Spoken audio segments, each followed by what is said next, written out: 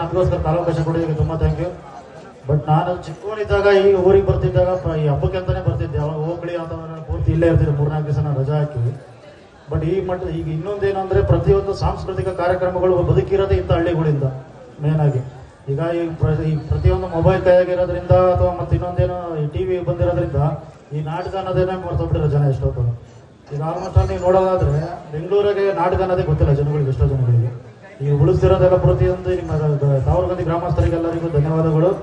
ಆಮೇಲೆ ಇನ್ನೊಂದೇನಂದ್ರೆ ನಾ ಇದೇ ಊರಿನ ಮೊಮ್ಮಗ, ಇದೇ ಊರಲ್ಲೇ ಇದೇ ಊರಲ್ಲಿ ಹುಟ್ಟಿರೋದು. ಬಟ್ ಬೆಳೆದಿರೋದಿರ್ತಕ್ಕಂಥದ್ದೆಲ್ಲ ನಾನು ದಾವಣಗೆರೆಯಲ್ಲಿ.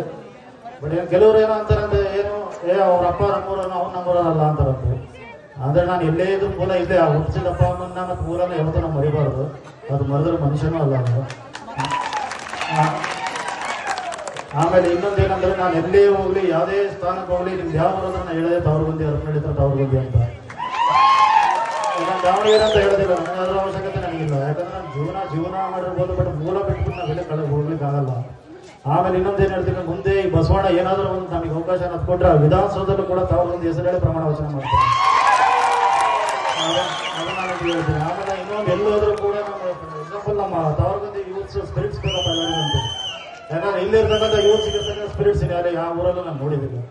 ಈ ಪ್ರತಿಯೊಬ್ಬರು ಒಂದು ಏನಾದರೂ ಈಗ ದುಡ್ಡಿದ್ರೆ ಎಲ್ಲ ಏನು ಮಾಡೋಕ್ಕಾಗಲ್ಲ. ಅಂದ್ರೆ ಈ ಪ್ರತಿಯೊಂದು ದುಡ್ಡಿರಲ್ಲ ಆರ್ಗನೈಸ್ ಮಾಡ್ತಾರಲ್ಲ, ಅದು ಆ್ಯಕ್ಚುಲಿ ಅದಕ್ಕೆ ದುಡ್ಡಿಗೆ ಮೇಲಾಗಿರುತ್ತೆ. ಈಗ ದುಡ್ಡು ಕೊಟ್ಟು ಮನೆ ಮಲ್ಕೊಂಡ್ರೆ ಅದೇನು ಫಂಕ್ಷನ್ಗಳು ಯಾವುದು ಆಗಲ್ಲ. ಹೋಗಿ ಎಲ್ಲ ಇದೇ 5 ನಿಮಿಷ ನಮಗೆ ಕಾಲಾವಕಾಶ ಕೊಡಿದೆ. ತುಂಬ ಥ್ಯಾಂಕ್ ಯು ಎಲ್ಲ ನಿಮ್ಮ ಟೀಮ್ಗಳಿಗೆ.